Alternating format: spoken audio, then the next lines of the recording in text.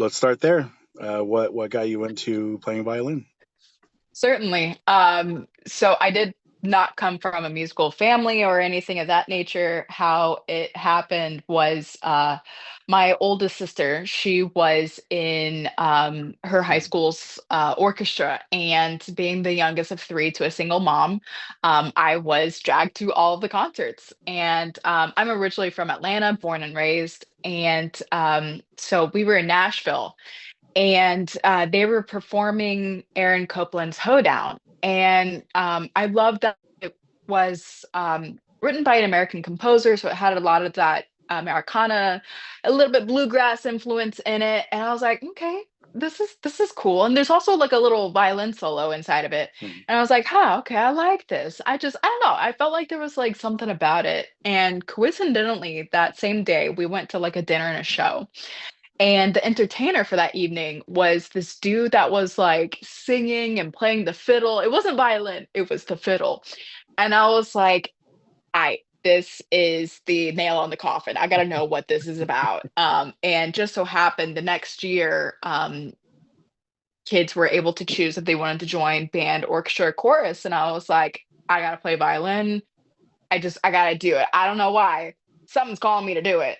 And I didn't actually start taking music very seriously until I was about 16, 17 years old. And so I had a lot of catching up to do, especially with people that had started anywhere from like 3 to 5 years old and actually had a proper teacher.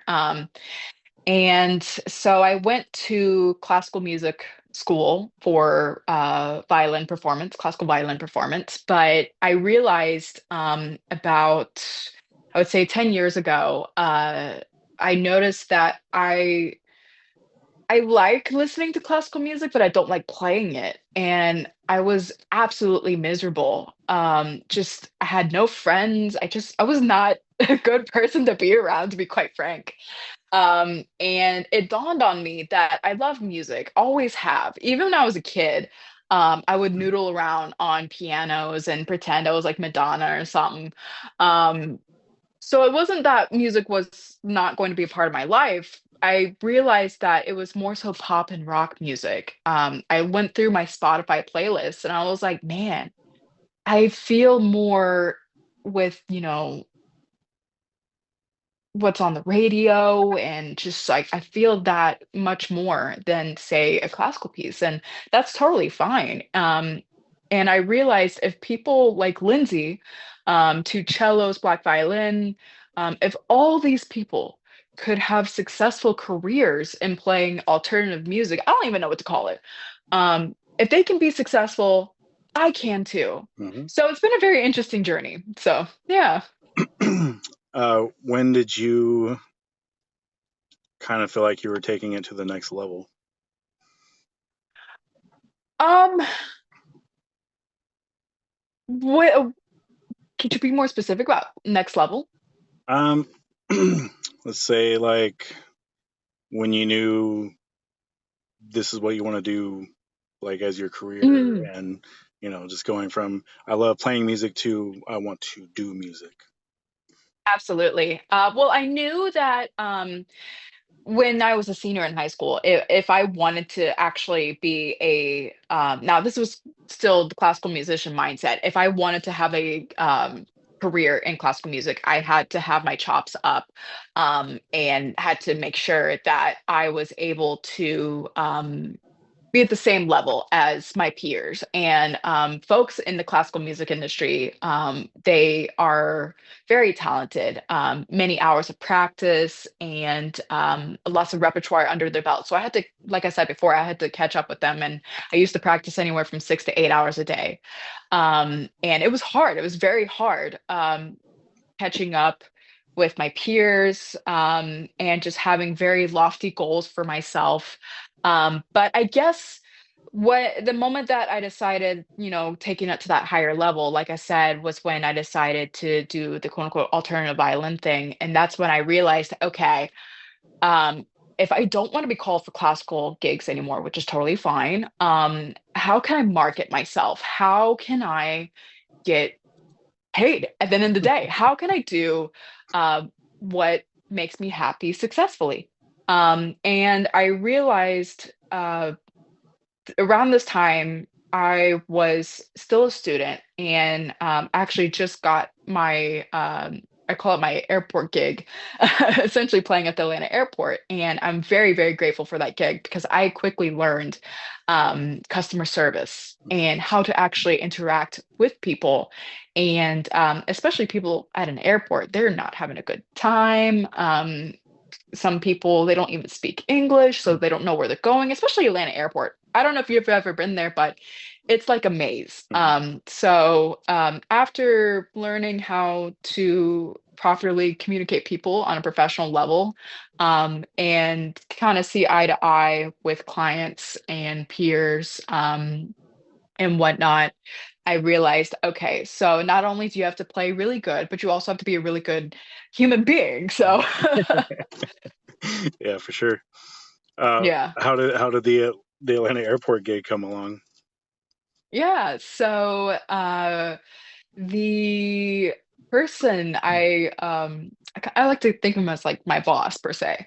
Mm. He actually found me. I was playing a solo at the church orchestra that I was with at the time. And as I was packing up my instrument, somebody put a flyer on my case to audition for it was called ATL Talent Search. I was like, you know what, whatever. I don't have any classes during that time. It's not too far from school. I'll just take an Uber and try it out. I mean, there's no harm in it. And when I realized I won the position or whatever, um, that's when I realized it was for playing music at the Atlanta airport. Mm. And it's been very interesting because other folks they heard it through news networks or word of mouth from a friend. And so yeah.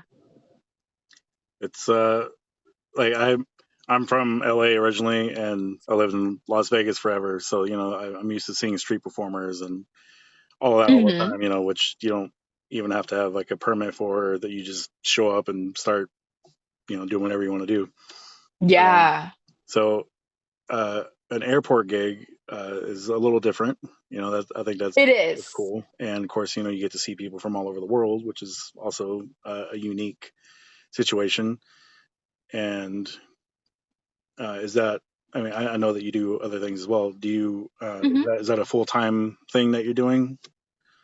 It was much more prominent in my life prior to the pandemic, but because of budget reasons, it's been scaled back significantly. I'm gonna try to remedy that because honestly, a lot of people they they ask me, "Hey, when's the next time you're gonna be at the airport?" And now after this interaction with Lindsay, I feel like it's gonna be constantly asked. But the thing about this airport gig is that yes, you see street performers and all that whatnot all around. In Atlanta, we don't really have anything like that. Hmm. So to have it in the Atlanta airport of all places is a really beautiful thing. But also, it made me rethink as a traveler how important live music is. This program started back in 2015, 2016, when the lines at TSA you would stand in line for like 2 to 3 hours. No joke. If you look at some of the old photographs, you'll see like the lines, they were long, they were awful. And I remember just people's demeanors, they would change like instantly hearing the live music. So now seeing other airports catch on over the years with this program, it's been absolutely beautiful. So I don't want to say Atlanta is the pioneer in it. I'm sure other airports have been doing it for a while. But definitely live music in airports are a fantastic idea. So, What do you think is the biggest crowd that you've had, like just like stand there and watch you in the airport? oh my God. I can't put a number on it. Now you have to also take into consideration that people have, flights to go and Mm. places to be. So somebody standing even for 5 minutes to me is a real luxury. I would have to say is up to 50 people at a time. Now, that doesn't sound like a lot, but if you think about, one Yeah. person comes, they stay for 5, 10 minutes, and then they go. And so, that can go on for at least an hour, hour and a half. So, yeah. Have you? I haven't looked. Like I said, I haven't. I purposely It's didn't all look right, at man. that. It's all right. Have you recorded music? Do you have albums out? Like, do you have singles? What's your output? Absolutely. So I do have a couple songs out in the universe.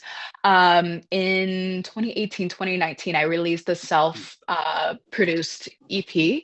I actually, my goal for this year is to upload a lot more music content. Um, and I was actually hoping to start this in a couple weeks.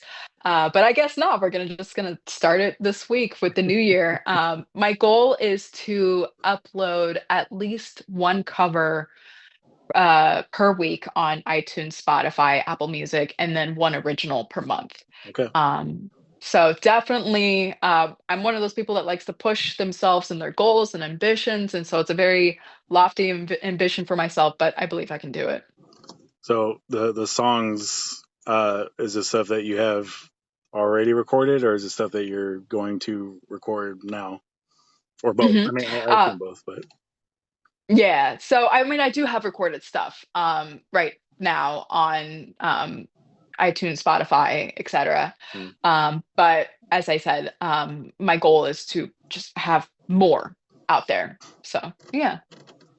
Now, of course, the entire music business is an entirely different thing than what we grew up with and everything. So how, especially after this week, how are you using and utilizing social media to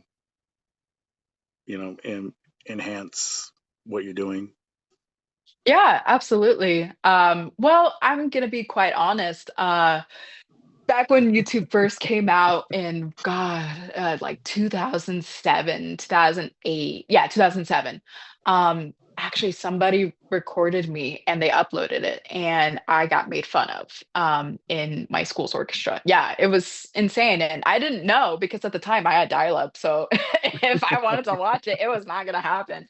So and I guess the thing is with Lindsay's video, that trauma kind of resurfaced and it is very healing for me to go back to that inner child and be like, hey, it's okay, because all the comments that I've been reading have been just so kind and it means the world to me, and you just don't know how much your mind can trick you and just tell you lies.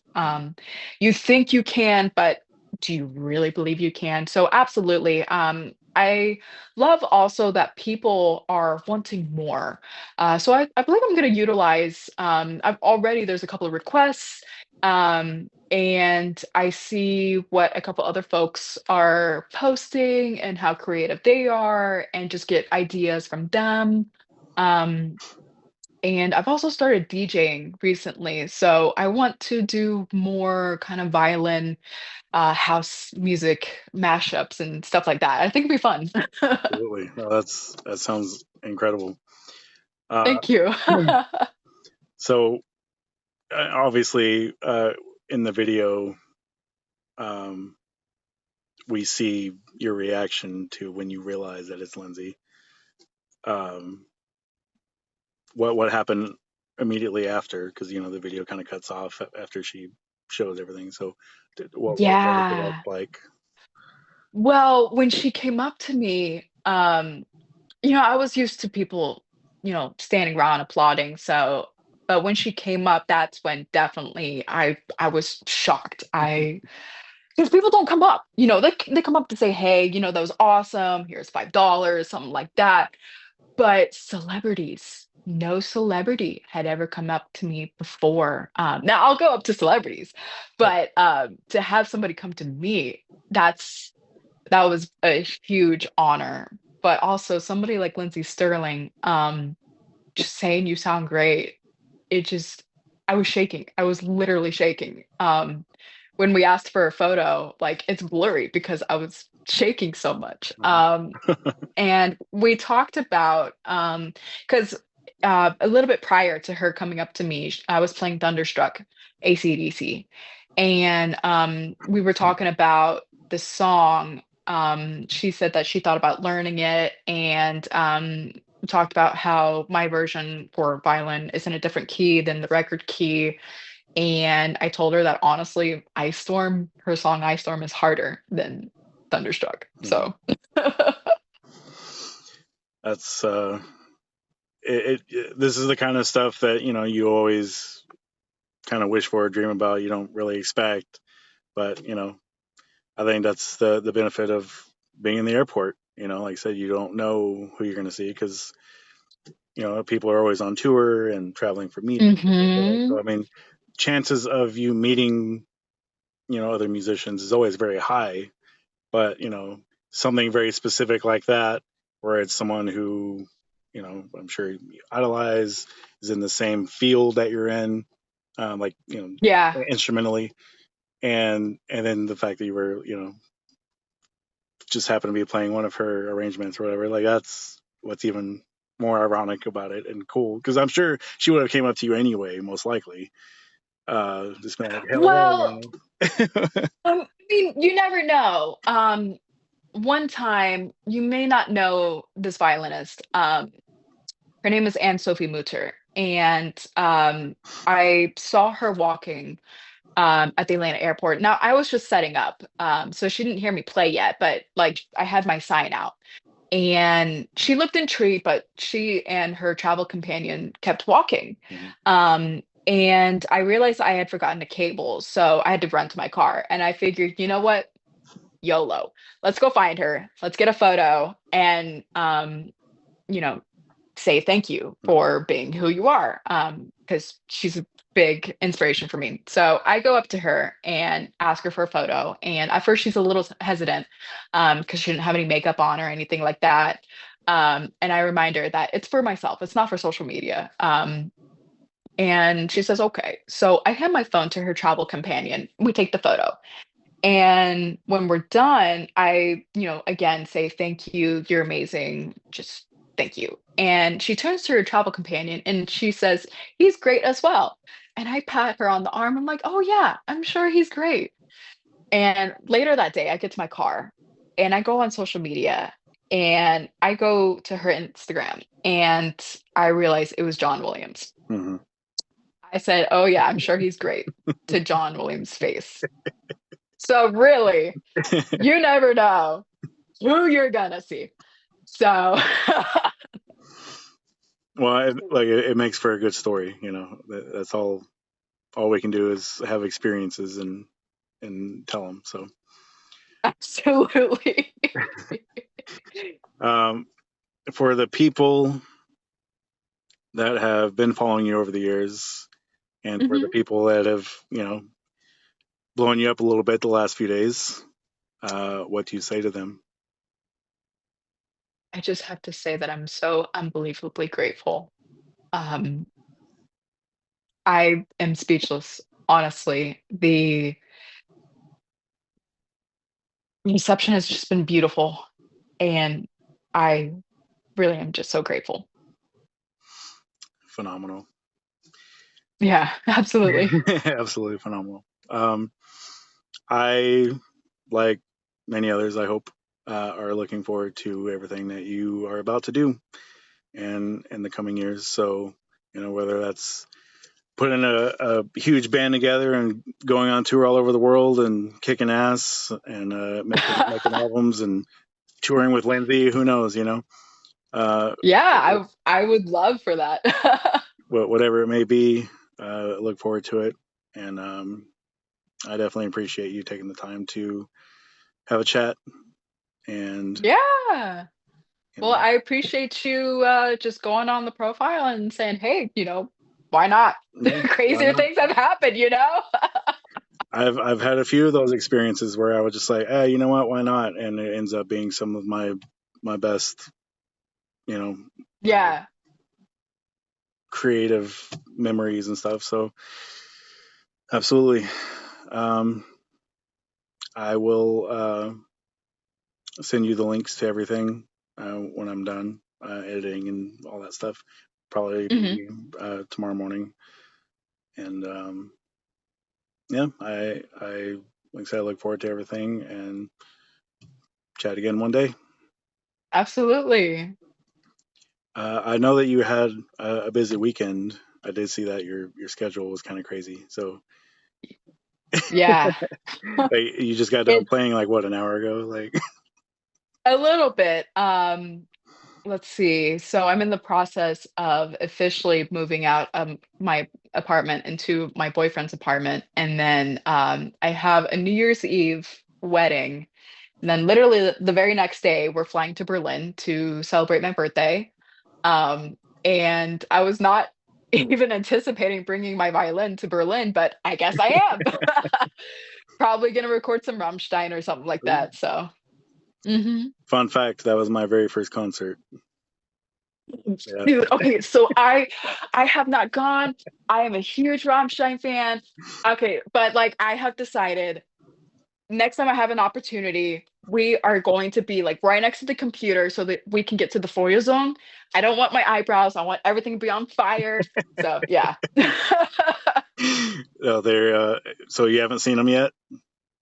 No. Okay, I've seen them twice now. The first time was in 2001, so they weren't like huge yet. Yeah, I Stop. saw them on the Muppet. Yeah, Stop. for real. Yeah, that was my first concert. Like, it's No. crazy, right? And then I saw them again in 2017 when, in an arena, and it was huge and all that. But the Yeah, first time was yeah, in a theater, maybe like 1,500 people or whatever, and it was like, yeah. and they were doing the pyro and stuff then, so it was like, when you're 14, you're like, you know, Yeah. this is crazy, but yeah, absolutely. Always recommend if you get the chance to see them, do it. Absolutely have Oh, to. 'Cause, absolutely, absolutely. No, I tell people like if I could go back in time, I would go to the Family Values tour, where it's Rammstein, System of Down, Foreign, right? mhm, And isn't Slipknot was in that tour, right? might have been. I know it was long. Okay. That was the late '90s, Yeah. and then I think they brought it back like one time in '06 or something, or '07. But I mean, back then there was a hell of a lot of awesome tours. There was Ozfest and Yes. Pledge of Allegiance tour and Family Values, and there's Yes. all these things. And I was just too young at the time to go. Like, I just missed a lot of that um, Oh, at the time, man. and but it's fine because I've Yeah. seen a lot of awesome stuff since then, so it makes up for it. Absolutely. Uh, But no, I feel you because yeah, I was real little, so even if I wanted to go, I couldn't. right. So Awesome, Michelle. Thank you very much, and my pleasure. have fun in Berlin. And Thank you. my birthday is coming up on the 3rd, and so happy birthday to both of us, right? Yeah, And Capricorns. happy New Year, safe travels, and I hope some really neat stuff goes on over in Germany. So I'll be watching your Instagram for that. Make sure I don't miss anything cool. So Yeah. Well, thank you so much for reaching out again. I'm really grateful. awesome. Thank you, Michelle. You have a good night and take care. You too. Bye. Bye.